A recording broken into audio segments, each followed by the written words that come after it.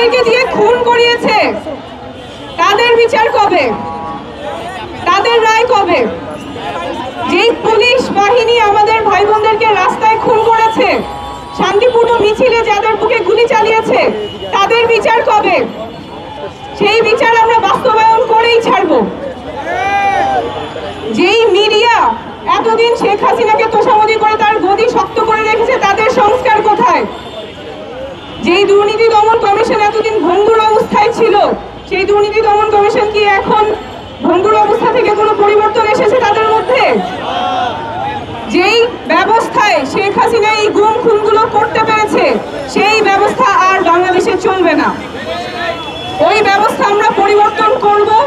Police, প্রশাসন, media, দুর্নীতি দমন কমিশন, রাষ্ট্রের যত প্রতিষ্ঠান যেগুলো এতদিন পর্যন্ত শুধুমাত্র কিছু পরিবারের, কিছু দলের হয়ে কাজ করত, সেই ব্যবস্থা আর চলবে না। নতুন ব্যবস্থা আসবে, নতুন ব্যবস্থা আসবে জনগণের জন্য। সেই ব্যবস্থা আপনি, আমি, আমরা মিলেই আনবো।